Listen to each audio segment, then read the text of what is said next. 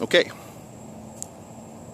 Obviously, the whole country is now talking about police militarization, or at least been made aware.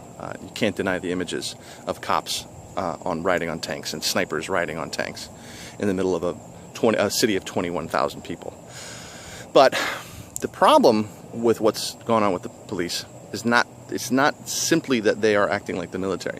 The problem is that they are a hybrid of police and military. And let me explain. There's a video of a man named Ernest Dueñas who was killed in California a couple of years back. He was shot 11 times. The reason he was shot was because he got out of his car and he apparently got his foot caught on a seatbelt and he fell, and the cop thought he was going for a weapon, so the cop killed him. Now, if you watch the video, and it's very, very difficult to watch, it's stomach turning. The police officer is staking out Mr. Dueñas' house because there's a domestic violence situation. I can only assume that he'd gotten a call from someone that the husband was coming home to attack the wife. So he was waiting. When he saw the car, he followed. He pulled into the driveway at the same time. Now, if you look at the video, you'll see the police officer who is there to protect.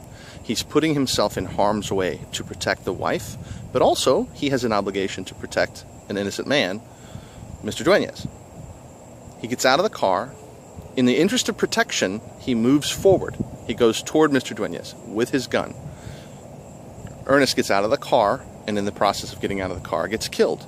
Now, the cop has moved from protector to threat eliminator in 0 seconds. He has instantaneously turned from someone who has put himself in harm's way, affirmatively moved out of the cover of his car into harm's way to protect civilian life. A military person wouldn't do this.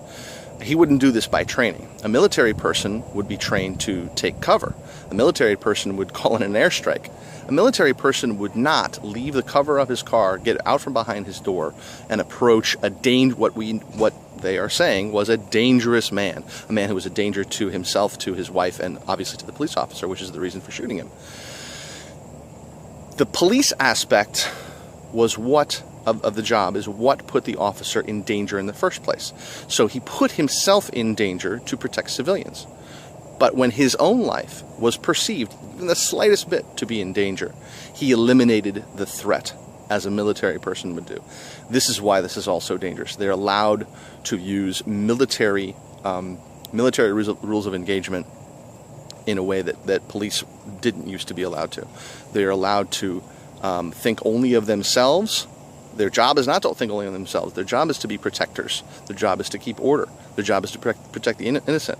They're no longer doing that. They are, but when it suits them, they revert to being military, and that's what's wrong.